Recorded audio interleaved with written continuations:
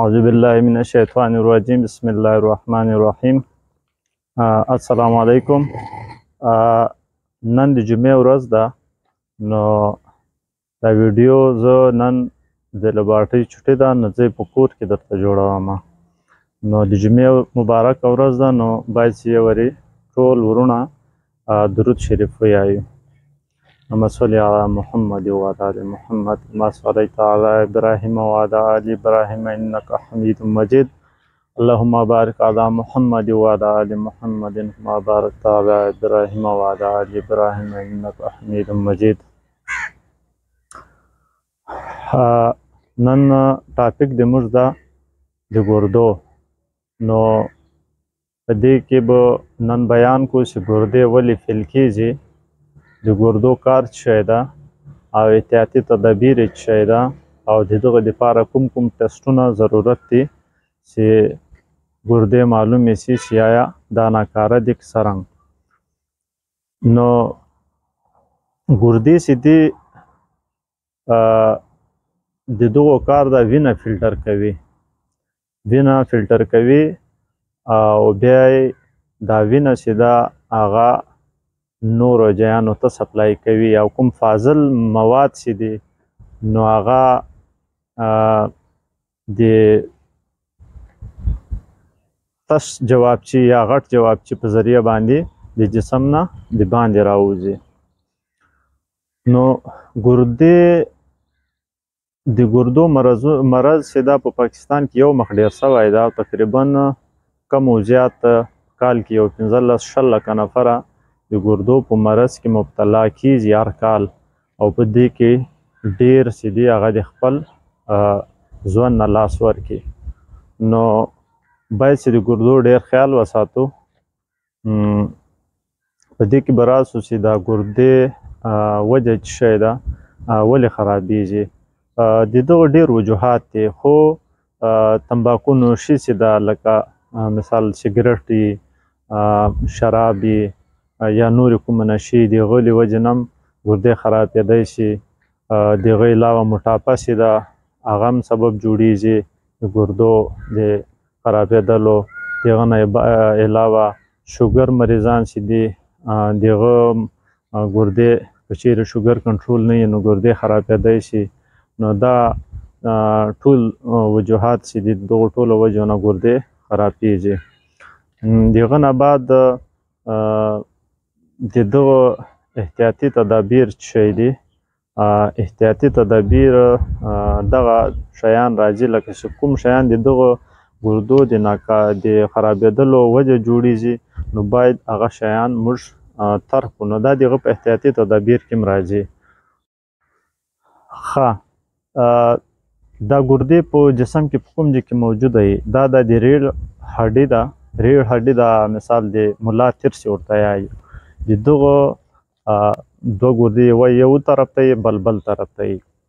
نو دلته د دې موجودګي او بل اکثره مریضان دي هغه چې کله په نس درد دي لا په دغه تشي درد دي نو دوی یایي چې زما ګرده خوږیږي. نو ګرده اصل کې شاته یي، دا د لکه څرنګه چې ما درته ویل د ملا د تیر سره نښتي. نو بعضو چې په هغه ځای کې درد دي شاته، بالکل شاته، نو هغه به زه عکس هم ورکړم، په هغه عکس کې به تاسې کتی شئ. نو په هغه وخت کې سړی بعض وخت کې پې درد دی، خو سړی انسان یایي چې والا د ما په ملا درد ده. نو ملا او په ګرده کې مثال فرق وي. په دغه کې اوس دا ده چې د دغه د ګردې د فیل څه چې مثال ګرده ناکاره سوه، فیل سوه، د دغه څه وجوهات دي، وجوهات نه څه علامات دي. د علامات خو یو دغه دي چې سړی لږ کار وکړي نو دمې وال تکلیف پرې راشي، لکه ساه بندي شي، ساه یې بندېږي، دغه یو علامت وي. د هغه نه علاوه د ملا خواته مثال تیر خواته دلته یې درد دی پشت باندې، او ورسره یې تبه وي، بعض وخت کې خوا هم ورسره ګرځوي، او صورت یې ورسره وپړسېږي. په صورت کې خاص طور پر پښې او دا د سترګو خواته دغه چې کوم حلقې دي د سترګې سره دغه وپړسېږي. د هغه نه علاوه بلډ پریشر هم شوټ شي، های شي، نو دغه د علامات د شپې خاص طور پر چې ویده شي نو په هغه ټیم کې هم ساه بندیږي. نو د هغې نه علاوه هم نور علامات دي خو مین دغه علامات دي. بعض وخت کې داسې چې سړی دغسې ساه بندیږي د کولیسټرول د وجې نه لکه څرنګه چې تاسو ته وویل چې د ګردو کار دغه ده چې په وینه کې وینه فلټر کوي نه کوم فاضل مواد چې هغه خارج کوي. نو کله چې ګردې کار نه کوي نو دغه په وینه کې چې کوم منرلز دي نو هغه صحیح مثال دی نشي ابزارب کولی نه شي فلټر کولی. نو د هغه نه علاوه نو بیا دغه نمکیات وغیره چې دي دا په دا تیو کې جمع شي. که چیرې ګردو ته نقصان ورسیږي نو په هغه کې د پوټاشیم مقدار زیات شي. نو د پوټاشیم د مقدار د وجې نه د زړه دړکن ډېر ورسره زیات شي. دغه یو نشانیم ده. ګردې صحیح کار کوي نو صورت کې د وټامین ډي د مضبوطوالي سره سره یو بل هارمونز ده چې هغه EPO ورته یایي نو هغه هم جوړوي. نو هغه EPO څه کار ده په صورت کې هغه بیا د سره وینه چې ده هغه جوړوي. نو کله چې ګردې ناکاره شي لا صحیح کار نه کوي نو بیا هغه EPO چې ده نو هغه وینه نه جوړوي. نو وینې د وجې نه بیا د وینې کمی راشي. چې وینه جوړه نه شي سره خلیات نو وینې کمی راځي. چې وینې کمی راغی نو تقاوت او سر درد او سانس د دمې بیماری دغه لمنځته راځي. نو اوس به راسو د دغه دپاره د کوم ټسټ ضرورت ده. په دغه کې دوه رقمه ټسټونه کیږي. یو په وینه کې کیږي او یو په رین جوابچي یعنې په تسو امتیازو کې کیږي چې هغه ته یورین ویل کیږي. نو د یورین ټسټ کې موږ دا ګورو چې د انسان په یورین کې په تسو امتیازو کې د هغه پروټین څومره خارج کیږي د ګردو نه او د هغه کې شکر ګورو چې شکر یې څه نه خارج کیږي او د هغه نه علاوه د هغه تیزابیت ګورو او بیا د هغه نه رایشي په هغه کې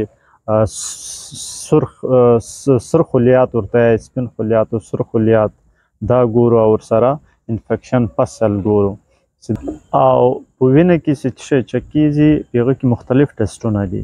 ډېر ټسټونه دي خو خیر دا مین چې کوم ټسټونه دي د هغه به درته ووایم چې په هغه کې یو ټسټ نام د EGFR یوریا بلډ یوریا کریټینن او بلډ یوریا نایټروجن دا ټسټونه لازمي دي. د هغه نه علاوه الکترولایټ هم دي خو مین چې کوم ټسټونه دي هغه دغه دي.